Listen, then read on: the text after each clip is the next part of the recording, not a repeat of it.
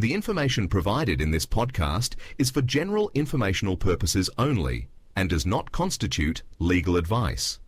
Listening to this podcast does not create an attorney-client relationship with Foyle Legal. For advice tailored to your situation, please consult a qualified legal professional. Welcome to Personal Injury Claims Explained by Foyle Legal, your trusted source for understanding personal injury claims in Western Australia. Each week, we simplify complex legal issues, from motor vehicle accidents to workplace injuries, so you can confidently navigate your rights and claim the compensation you deserve. All right, ever get that, kind of vulnerable feeling when you're at the dentist? I know, right? It's like you're literally strapped into the chair, Yeah. and a drill whirring, and it's all like, just please get this over with, and hopefully you're drilling the right tooth this time. Yeah. You're really at their mercy, aren't you? Totally. You put so much trust in your dentist, but what happens when that trust goes south? Today we're doing a deep dive into, dentist malpractice. Cases where something goes seriously wrong. Exactly. And before you think this is all like internet horror stories, we're talking real legal claims and what you should know to, navigate the dental chair a little more knowledgeably. Yeah, having some information can make a big difference. Absolutely. And for this deep dive, we're going straight to the source, Foyle Legal, an Australian law firm that actually specializes in these kind of cases. They deal with the legal side of things when dental work goes bad. Yeah. And let me tell you, they don't sugarcoat things on their website. Like one of the first things they list is common dentist errors. And some of these examples are kind of unsettling. Oh, really? Like what? Okay, get this. Removing the wrong tooth, placing implants that just don't fit right, or even over-preparing a tooth, which leads to a whole other set of issues. Wow. See, and that's where it becomes more than just a minor inconvenience. These things can have a real long-term impact on people's lives. Totally. We're talking about chronic pain, needing more procedures to fix the original mistake, not to mention the financial burden of it all. Ugh, don't even get me started on dental costs. Right. And it's interesting because the Dental Board of Australia's Code of Conduct is very clear about a dentist's duty of care. They're obligated to provide a certain standard of treatment. Makes sense, but also those consequences, that's what always gets to me. It's not just, I have a little discomfort.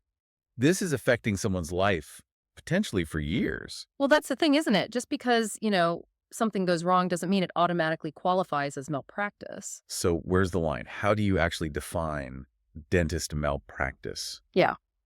Legally speaking, It boils down to two main ingredients.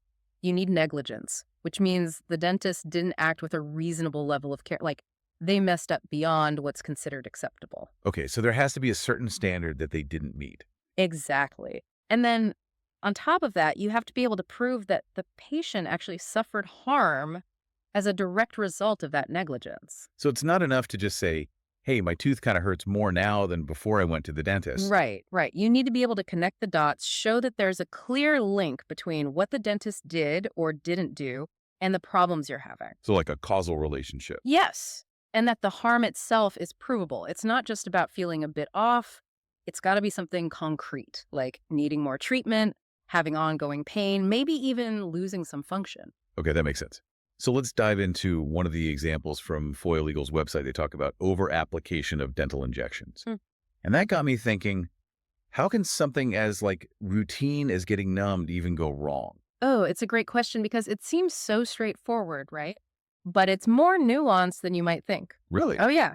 It's not just about making your mouth go numb. It's about the dentist's understanding of anatomy, proper dosage. If they inject too much anesthetic or it's not placed in exactly the right spot, it can actually affect surrounding nerves. Oh, wow. And we're not just talking about your mouth being numb for a bit longer than usual. Some people experience prolonged numbness, tingling, even chronic pain, and not just in their mouth, but their tongue, jaw, face. No kidding. See, that's what I mean about consequences. It's whoa, I never even thought about it like that, but it makes sense. It really highlights how important even the little things are when you're talking about dentistry. But okay, here's the thing. How are the patients who haven't gone through years of dental school supposed to know if something's not quite right? It's not like we can look inside our own mouths and be like, hold on, is that root canal infected? It's a great point. And honestly, a lot of it comes down to communication and asking the right questions because you're right. You're putting a lot of trust in someone else's hands. Totally. So how do we get better at spotting those red flags? What should we be looking out for to become like more empowered patients? That's where knowledge is power, like Yeah. you were saying. And Foyle Legal actually gives some good pointers on their website. Yeah, they list some common grounds for malpractice lawsuits, and even just being aware of these can make a huge difference in how you approach your own dental care. Okay, so spill it. What are some of those like dentist malpractice red flags they mention? Well, misdiagnosis is a big one. Like what you mean?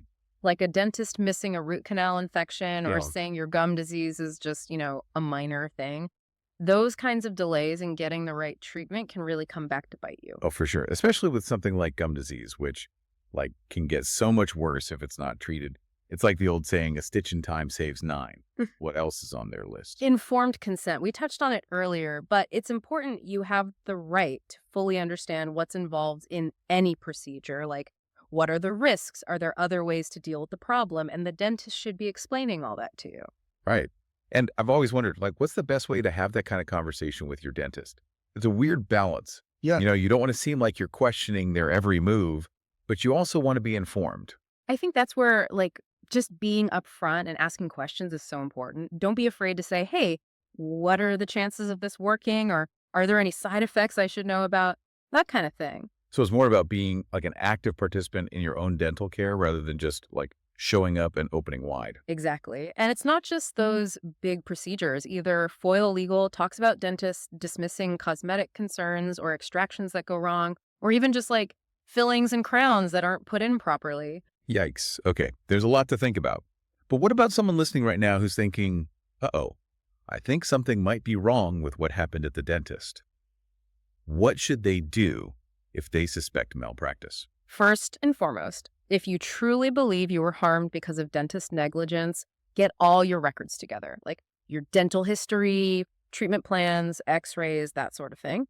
Then get in touch with a personal injury lawyer who specializes in dental malpractice cases. Someone who really knows that world. Right, because they can look at your case, explain your rights, and figure out the best way to move forward. And it's important to remember, pursuing a claim isn't about, getting revenge on the dentist. It's about accountability, about making sure things are done properly so no one else has to go through the same thing. That's such a good point. And I think that's something to keep in mind anytime we're talking about these kinds of issues. None of us wants to think about things going wrong at the dentist, but being informed is key. You have the right to understand your options, to ask questions, to even get a second opinion if you feel like something's not right. And if something does happen, there are ways to address it. Absolutely. And don't be afraid to do your research. Choose a dentist who you feel comfortable with, who encourages communication, and really takes the time to make sure you understand what's going on. So true. Now, before we wrap up, here's a final thought for you to chew on. What if there was a public database, where you could look up the dentist's history, any disciplinary actions, malpractice claims, that sort of thing? Do you think that kind of transparency would be a good thing for patients, or would it create a lot of unnecessary fear? It's one of those things with no easy answers, but something to think about. Until next time, stay informed, stay curious, and keep those pearly whites sparkling. Thank you for listening to Personal Injury Claims Explained by Foyle Legal. We hope this episode helped clarify your rights and next steps in your injury claim. Don't forget to subscribe, leave a review, and visit foylelegal.com for more useful information. See you next time.